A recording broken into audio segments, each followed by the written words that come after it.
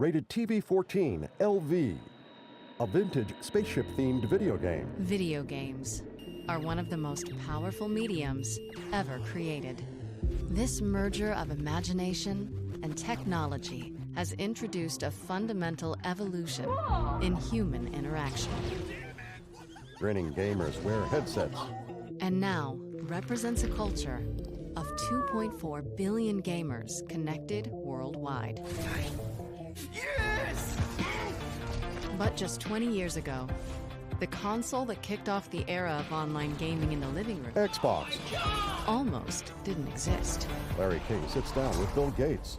You ever want to make hardware? Components in a factory. No, that's one thing that we decided not to do. The idea that Microsoft could ever create a game console was seen as a bit of a joke. Microsoft. They wear khakis, and they're boring, and they're Office, and they're Windows. Might as well call it Nerd Box, right? I can't imagine how it could be better. Confidential diagrams. A new console was seen as a risky bet There it is.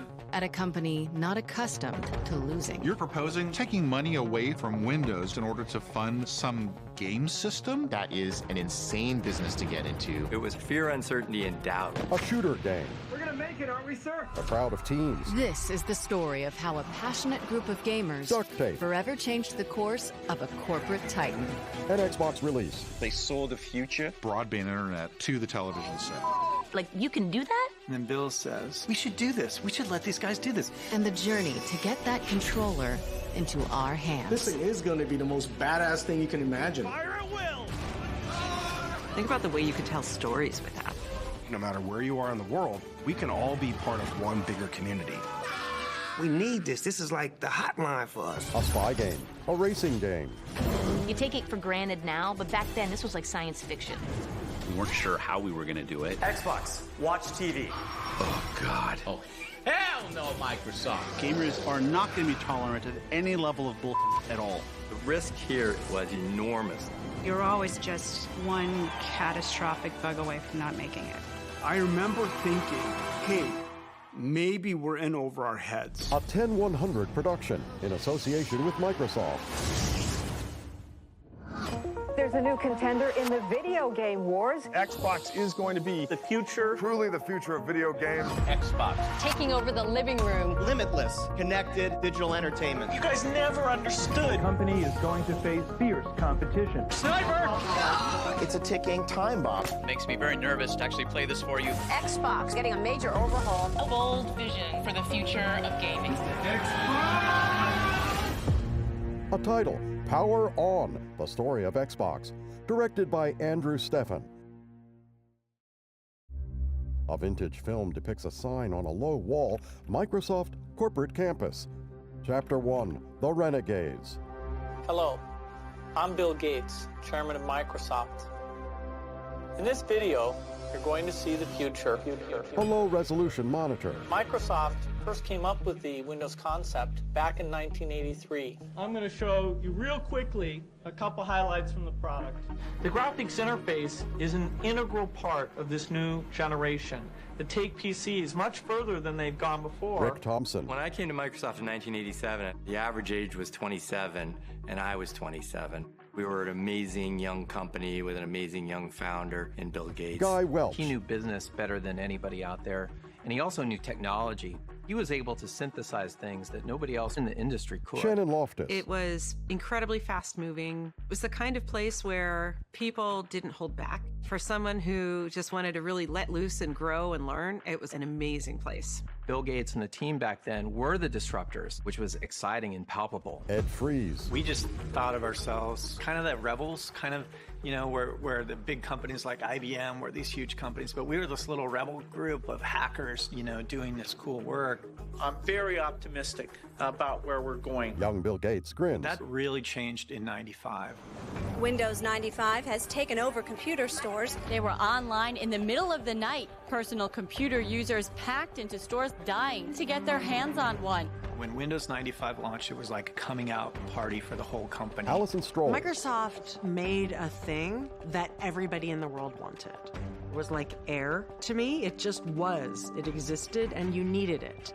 Today's world, you can't make it without a computer. It has thousands of programs that some of us may need. I can run 3 or 4 applications at the same time. Windows 95 is so easy, even a talk show host can figure it out. Jay Leno. By the late 90s, Windows was dropping $1 billion to the bottom line every month. 3, 2, 1. A crowd lined up around a building for the Windows 98 release. It was the most profitable business in the history of the human race. Seamus Blackley. I don't think there's ever been anything remotely like it unless you count the Spaniards going to the New World and like literally hollowing out a mountain made of silver. Bill Gates strides into a building. Microsoft, which has a business relationship with NBC, is the most powerful engine in the new age of computers, a giant cash machine, and it strongly disagrees with the government. In the late 90s, we were sort of the bad guys, the Death Star. Albert Pinello. The perception of Microsoft, I think, generally was not great. A headline. They were in the middle of the Justice Department monopoly issues. Robbie Bach. We were the big gorilla in the room on most subjects. And so people viewed us as sort of the big bad tech company. Bill with others in suits. By 1999, 90% of computers worldwide used the Microsoft Windows operating system. International footage. They were untouchable, without comparison or viable rival. We've been successful in the operating system world, built a huge PC business, built Microsoft Office into this big business. We were the tech behemoth. Windows overtook that industry and transformed the world. Windows 98. But during that period, disruption was coming from all sides. On a blue background, white capital letters spell out Sony. For decades, Sony had been a Japanese electronics giant with a history of producing personal and home entertainment hardware. And then, in 1994, Sony struck gold with the PlayStation. Grabbing discs. A gaming console with unparalleled success. Jeff Keighley. The launch of PlayStation really thrust gaming into popular culture in a big way. And Sony saw an opportunity for gaming to be even bigger and touch entertainment. Jack Tretton. What Sony discovered was a console was really a Trojan horse to the living room. And once that device got into the living room, it could be a multimedia entertainment device.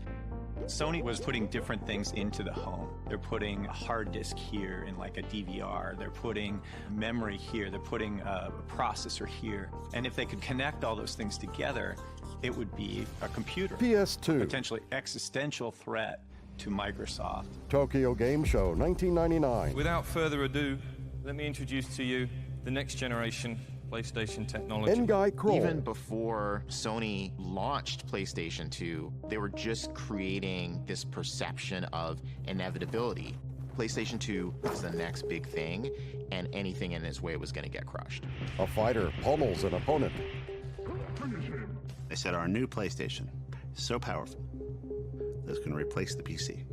Sony was showing a slide at trade shows and to our customers of a future home that was full of PlayStations and didn't have any PCs in it. In computer animation, missiles launch. Which was like shooting cannonballs over Microsoft headquarters. The Microsoft campus sign. It was an incredibly arrogant thing for them to do, but it was pointed too. I mean, that was a very serious threat. Bill Gates smirks. In the 90s, Microsoft was a paranoid place.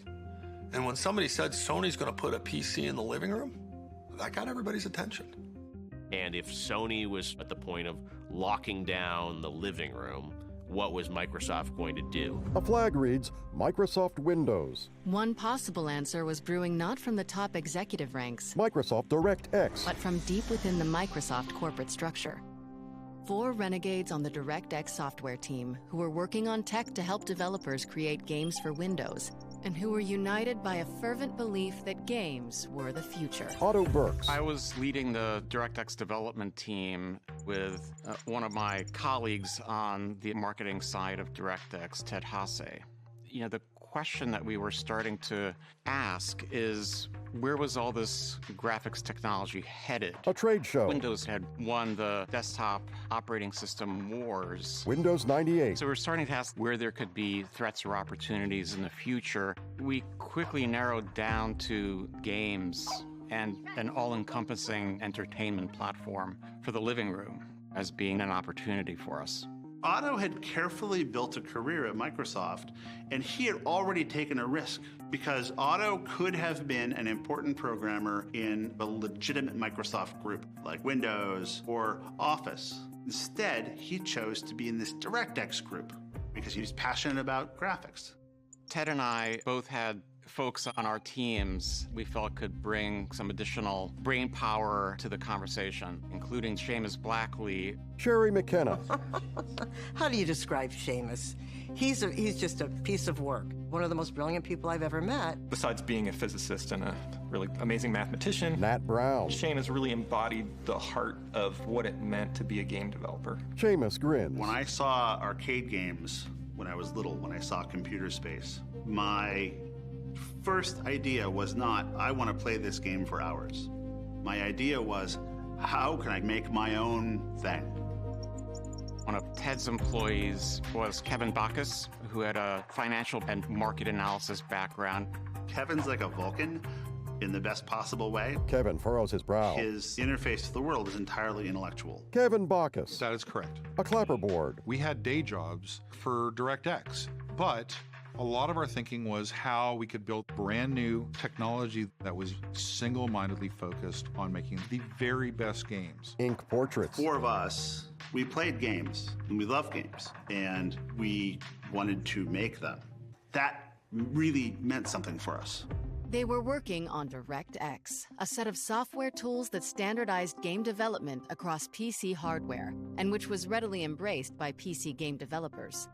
But the team saw a way to push DirectX further. 3D modeling. With an idea that could revolutionize the foundation of console game development. Microsoft DirectX. With Windows and DirectX, we have the platform that everybody wants to do the work on to make the games. We already have the entire infrastructure of everything you need to create all this technology sitting on our platform. If we could only create a single hardware standard, a box designed just to run DirectX. A sketch on graph paper. It gave us the idea that we could produce better games than Sony and Nintendo and Sega. Tom Russo. At that time, Japanese game consoles had very proprietary chipsets, and they just didn't work very well for, Western developers. The instructions on how to use it would be in Japanese. What the DirectX group was proposing was, there's a better way to do this. We're going to use PC architecture that you're familiar with, which is just going to work out of the gate, so they could spend more time crafting and building their games. They had an incredibly developer-friendly story. You already know how to write these games. If you've written them for PC, you can write them for console as well. That message was pretty powerful. A robot crushes a car. For us, this was about advancing the gamer's interest and the game developer's interest, which would advance Microsoft's interests. So we decided that this was the right time to try to build support for the idea of Microsoft building a game console. At the same time, nobody ever believed that Microsoft would actually have the audacity to attempt such a thing. A whiteboard. The 4 of us, we were on a journey to get support for this crazy idea around putting a DirectX-powered box in the living room to deliver interactive content. A hallway with closed doors and an exit sign. We were trying to crash meetings and get traction on this thing. We were an annoyance. Nobody knows who the hell we are. And we were constantly discovering super important people who were roadblocks or who wouldn't get it and who didn't think games were important. You're proposing taking money away from Office development in order to fund some game system?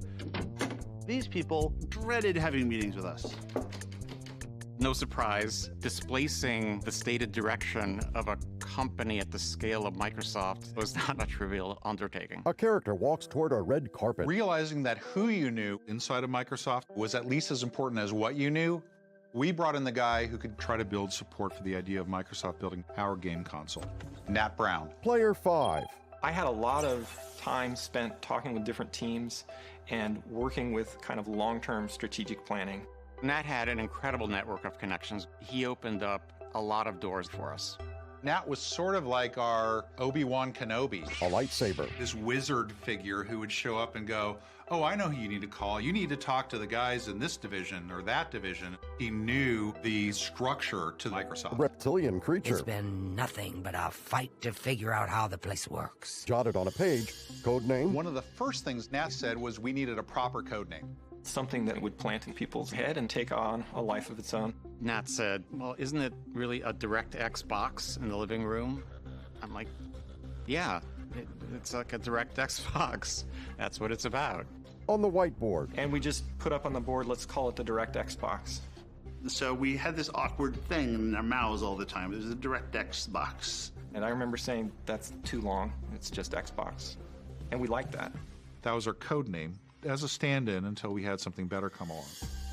We built a business case that showed how big this business could be. To get buy-in on that, you have to distribute it. You have to go socialize it. My trick was getting our stuff in front of executives to make them say, I want to understand this business. Characters shake hands. The team set their sights on a logical choice.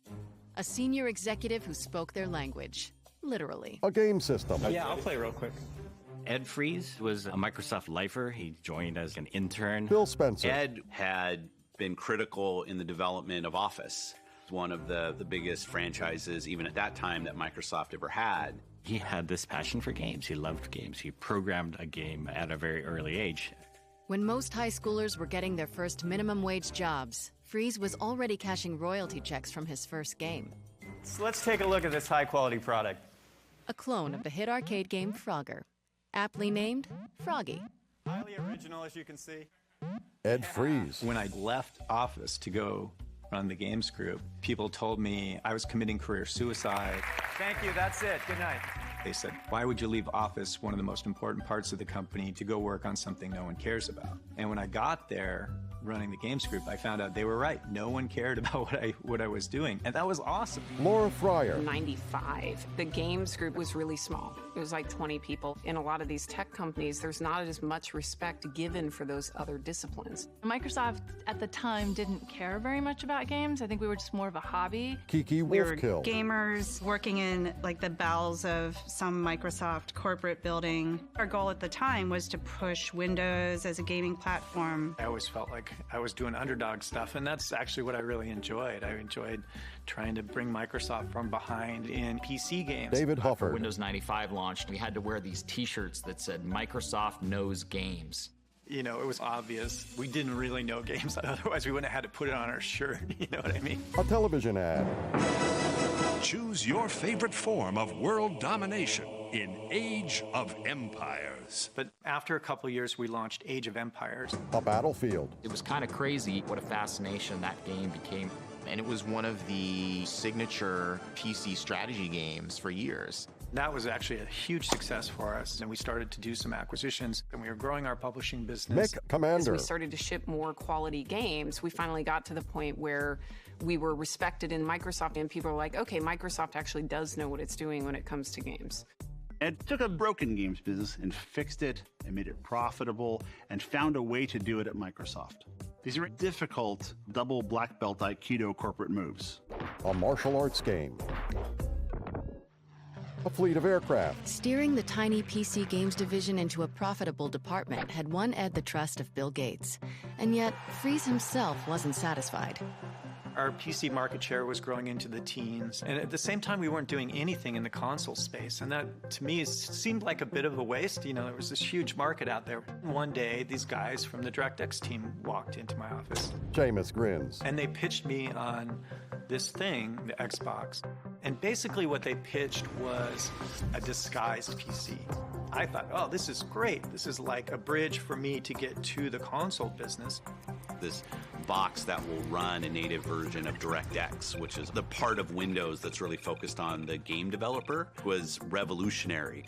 It's going to be easy to port to this machine, easy to take my games and make them run. Unlike running on PlayStation at that time or a Nintendo machine that were just very alien hardware compared to a PC. Ed understood all this game development is happening on the PC. We wanted to make a console that was specifically designed to be easy and fun to make games on. And if the most creative people did their best work on your platform, that's really good business. That's a good idea. Basically, I said, you know, I'm in. I like this idea. I want to help you guys. The DirectX team, these were troublemakers, upstarts. They didn't have these reputations that Ed had as sort of born and bred to work at Microsoft. They didn't really have any political clout within the company. It was, I think, a big win for them to get me on their side, from my point of view. Seamus grins. This unlikely alliance would bring the Xbox team closer to the biggest test of all, pitching Bill Gates. And that opportunity would come sooner than anyone expected. Lifting a drape. March 2nd, 1999. When Sony unveiled the PlayStation 2, they started talking about how they were going to be the death of the PC. A new concept that we'd like to introduce going into the next century, our EE, the emotion engine. It was like, what a great name. Holy crap, you know, an emotion engine. And our new CPU architecture significantly outperforms even the fastest Pentium 3 architecture that's in the market today. Kevin Pereira. Beautiful fighters. A woman fires a weapon. Models twirling around. They showed 1,000 delicate rose petals falling from the sky to show just how many polygons, just the raw math that this behemoth of a device could process. Staring at the console. And guess what? It's got the power of 1,000 suns behind it. For Microsoft, that really crystallized what the stakes were. And Bill asked the DirectX team to do an analysis of these claims that Sony had made. A line outside Bill's office. As you can imagine, getting on Bill's calendar was next to impossible. I felt a huge sense of pressure to make things happen and make them happen quickly. A typed report. Otto and Seamus provided a fantastic breakdown, very technical, what the emotion engine did and did not do, which claims were true, which claims were exaggerated. And at the end, they very audaciously slipped in a little mention of the fact that, you know, we could build a console too. And we put together what we thought at the time was a pretty compelling argument. Bill Gates in an airport. Gates had been curious about the viability of a Microsoft console, but it wasn't until mid-March of 1999, just 1 week after the formal announcement of the PS2, that the possibility was finally starting to percolate amongst the company's elite at its annual leadership retreat. Dean Takahashi. Semiamu was Bill Gates' annual Think Week to think about strategically what sort of projects did they want to greenlight. Rick Thompson. One of the programs that you do at this 3-day offsite is a idea generating effort. We all sat in a room, and people could propose a topic for a breakout. Holding signs. We would write down a question, and we'd stand there with our question in front of us. People moved around, and everybody voted what topic they wanted to work on. A dark robot. And the question I wrote that year was, what if the cable companies like AOL and Sony all got together and they all pooled all the subsidies that they were paying to acquire customers. An animated sword through a computer. They could put out a box for free because it'd be so ubiquitous and so highly wanted. That's all I said. If they could get it into the home as a game console, it would be like the comet that hit the Earth and wiped out the dinosaurs, meaning the Windows PC. I got a big line of people behind me on that one, including Bill, and off we went to start talking about it for a couple hours. And so we had a sort of a 2-hour thrash on pros and cons of video game console, what was the state of play with Sony. And coming out of there, Gates just called it. He wanted me to look into what we should do about it. Thompson's big question resonated with Gates, and a call went out to the entire company looking for anyone who could answer. It was sort of an all-points bulletin to senior managers all over the company saying, anybody working on any of this kind of stuff. And so in March of '99, the DirectX team and every other group in the company that touched games in any way was brought together for a meeting to talk about whether we should have a comprehensive game strategy for the entire company. We took that opportunity to say, listen, not only do we have a perspective on this, we actually have a presentation, a PowerPoint deck that we'd like to share with everybody that says what we, the DirectX team, think the company should do. And obviously that created a great stir at the meeting. Nobody was expecting that. But it was a great surprise to us to find out there were other parts of the company that had aspirations of doing the same thing. Microsoft Windows CE. Ted Kumert. I was running a team in what was known as the Windows CE group. Windows CE was an operating system designed to run devices like handheld computers or even game consoles via a partnership we struck with Sega around their last game console, which was the Dreamcast. We had a pretty capable hardware team. Some of the guys in that group had worked at 3DO. Have you experienced the awesome power of the Panasonic Real 3DO system? And that was a legitimate game console, albeit one that was not a success in the marketplace, but it was a legitimate console play. together. We had the hardware expertise, and we had a proposal for what Microsoft should do next in the console space. Obviously. These guys think they know how to make a game console and that they should do it instead of us. We opened the door and Bill's interested in a game console, so now they're going to edge us out and they're going to step through the door. They were funded, they had a name, they had leadership, they had executive support. Their argument was, we already know how to do this. What do these kids know? Go with us.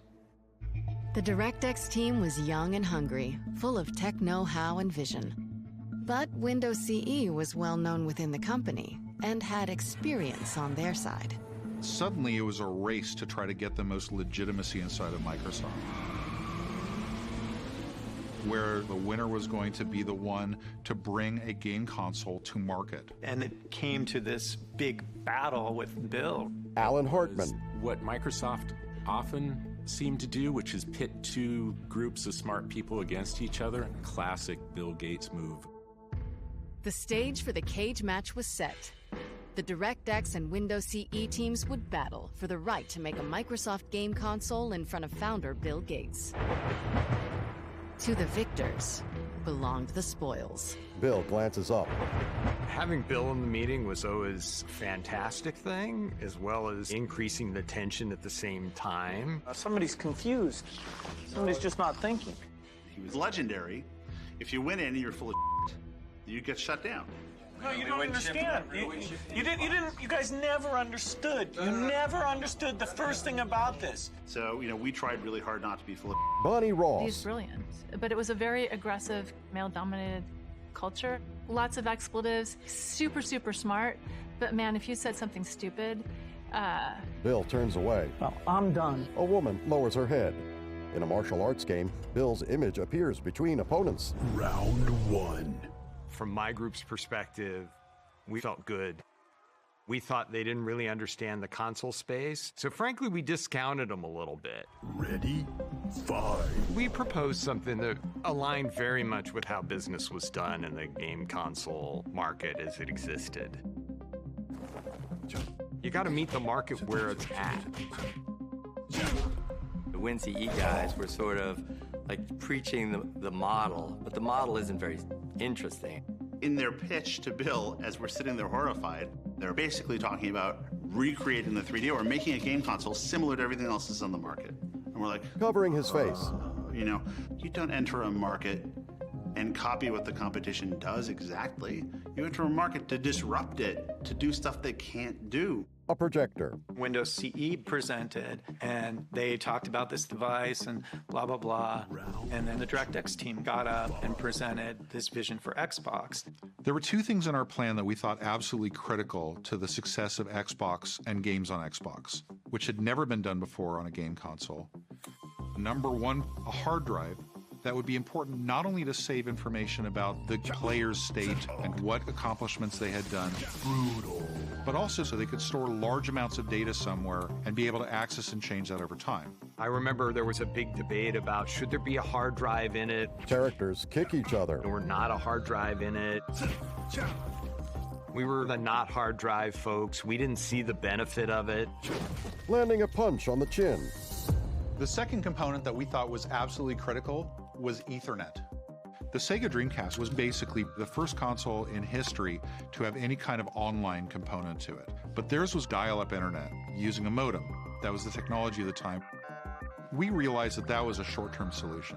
What we wanted to do was to point towards the future and integrate Ethernet and high-speed broadband internet to the television set. We wanted to bet on the future rather than on the present. World Wide Web. The ability to connect machines to each other and to the internet was a core part of the DNA. We were pitching a very traditional game console, and the Xbox team proposals, I understood it. It sounded to us like, hey, we're going to take a PC and we're going to go build a console out of that, and it just didn't seem credible. It's just not the way the business worked. Final round. Fight. These two groups came at the idea of building a game console in very, very different ways. So this meeting got really contentious. We have to watch these guys like on our plan and tell us it's not going to work and talk to Bill about how game consoles really work. I'm waiting. I'm like, come on, Bill, kill him, shut him down. They're full of shit. He doesn't do it. I wanted to see the Bill Gates of old. I wanted to see Old Testament Bill Gates, the guy that was famous for throwing people out of meetings and telling them never to come back and telling them that they're the dumbest person in the company. To my horror, Bill sat back and stroked his chin and was very thoughtful. Bill said, well, I think both teams raised some good ideas. But he didn't seem really that impressed. The Coliseum. In front of that audience, we realized we had to bring out every stop. The guys from the DirectX side knew that you don't go to a Bill Gates review without showing something really spectacular. And so, leading into this meeting, none of us had slept for like a week. We made this little device that had relatively old PC technology with a game console-like case on it. And we modified Windows with a hack that like tears open a hole from the bottom up and exposes the hardware. It was a bunch of PC components and a game controller, and it was literally just held together by chewing gum and tape. Soldering stuff, stripping wires. And this was like, in the back of our car or like, on the floor in a conference room that we were making this stuff. An ugly timer on it that showed Windows booting up from power. Booting a PC 20 years ago would take like 3 minutes. It could take longer. It could take 5-6 minutes. These guys played with a PC, pulled stuff out that wasn't necessary, changed the BIOS. And I turned it on, and so it booted in like 3 or 4 seconds. Bill Gates almost jumped across the table. He was so excited when he saw that. Bill immediately looked at us. Why the doesn't Windows boot like that all the time? Yeah. Bill wanted to see it multiple times. He's like, turn it off and do it again. Turn it off and do it again. I saw his jaw drop. This is a guy who knows more than most people in the world will ever possibly know about PCs. Saw a PC, probably for the first time, come on immediately. And we had a software emulator of a PlayStation that had been written for Windows. So you can imagine the executive's surprise when we took a PlayStation disc, stuck it in the Xbox prototype, and immediately Tomb Raider came on screen in all its glory. It bridged the gap of believability. It made the idea of Xbox seem tangible and real and achievable. The DirectX guys were stuntmen, and they played the game a lot better. We, frankly, I think, underestimated what they were going to walk into the room with. That meeting wasn't a great outcome for us. The Windows CE guys literally said, it's not fair, we weren't given the opportunity to make hardware. And somebody said, eliminate him. Well, nobody told them to build hardware, but they did. Unfortunately for the Windows CE team, they brought a PowerPoint to a demo fight. The left opponent becomes a skeleton, dropping bone by bone onto the ground.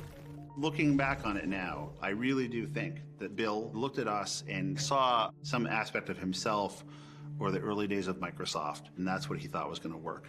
Bill grins. Bill's reaction was, you guys are proposing that it's doing good things for Windows, and it's based on Windows, and we get Windows in the living room. That all makes sense. You're proposing that we spend $500 million on it. You need to make this presentation to Steve. Steve Ballmer. How much do you think this advanced operating environment is worth? Wait just 1 minute before you answer. Watch as Steve is one of the most enthusiastic and energetic people I have ever met in my life. That energy and enthusiasm that you see on stage is 100% authentic.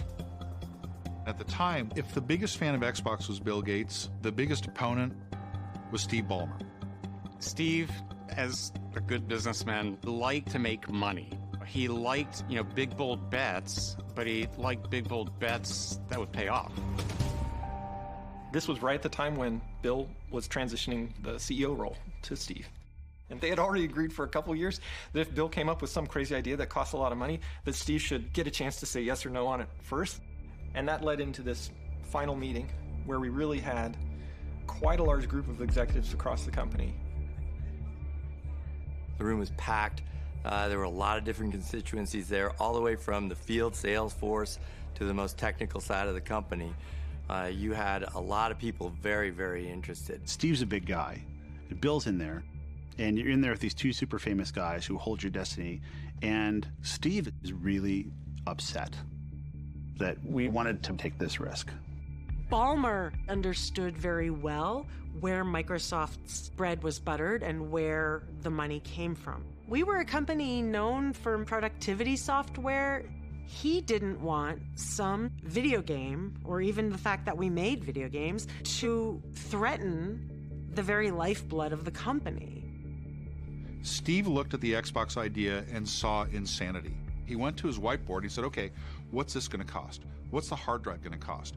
What's the Ethernet port going to cost? What's the graphics chip going to cost? And he totaled it all up and said, there's no way you guys, what's your reserve for returns? Reserve for returns, what does that mean? Well, we freely admitted that we didn't understand the first thing about hardware, but we were gamers and we were game developers. Our entire careers have been built around games. We knew that 3D gaming was taking off and online gaming was just around the corner. And the best and brightest in the game development world, they were moving all their thinking from the PC to consoles. We had the opportunity to go create something that was going to take all of the equity, all the goodwill, all the technology, and all of the programming tools that had ever been created to make Windows applications and carry it forward to the living room. And that was the product that we were proposing, Xbox. Looking back at that moment, what Steve and Bill were seeing was the future passing Microsoft by. You know, Microsoft was thought of as this dominant company of the era, but success or even survival was anything but preordained. If Microsoft didn't grab this opportunity, that Microsoft would be on the wrong side of the future of tech.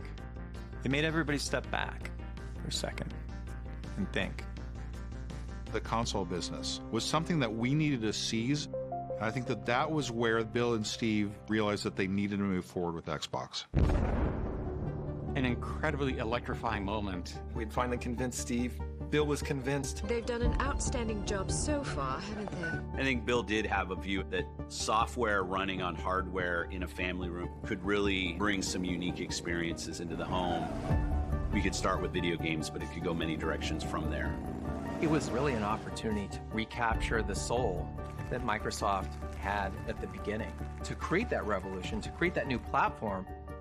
We were going to do something no one else had done. We were going to launch a console from a software company. Microsoft had done nothing like that before. And then it became clear that there was just some really big challenges for us. At the beginning, it was about credibility. We had a task ahead of us to ensure that we were taken seriously in the game industry. This equation of power, performance, and price. You have to come correct on every single part of that, you know, to be successful. There were so many tasks that had to be done on both the hardware and software side. We realized that we needed to have a leader. It was clear to all of us that that person was Rick Thompson. He had asked the best questions, the most insightful questions. We wanted him to be part of the answers. So Rick was brought in as the seasoned senior executive who had experience in hardware with peripherals, mice and keyboards, and he had to construct a plan and a go-forward strategy. My comment at the time was, I'm not big enough for this job.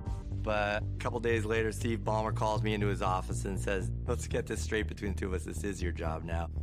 You're making a big splash. You say you're getting into this consumer market. You know, if that doesn't work out well, it could really give the company a huge black eye, and that would be very difficult to recover from. The risk here is enormous, the amount of money we could lose on this project. And for me, it was fear, uncertainty, and doubt, because you got a business guy who's going to try to figure out a business model with my little team of people who helped me with the hardware business. You got 4 people coming over from DirectX. None of us actually knew the rules of the game that we're playing. And we basically just stood there and looked at each other and said, oh, like, now what do we do? Credits appear, including narrated by Laura Bailey, directed by Andrew Steffen, executive producers John Dorsey and Andrew Steffen, executive producer Tina Summerford, co-executive producer Brian Gilberson, executive in charge of production Stacy Schumann, directors of photography Oliver Fitzgerald and Alistair McKivitt, editors Heather Abel, Cy Christensen, Justin Fay, Eric Frith, Brian Gilberson, and Chris King. Graphic and animations by Stephen Jones Jr., composer Ali Nouri. Supervising producer, Arash Gadisha. Producer, Todd Comans. Story producers, Sam Broadwin, Paige Ferrari, and Eric Frith. Seattle field producer, Justin Fay. Associate producer, Matt Follett. Story assist, Doug Gately and Jordan Mancuso.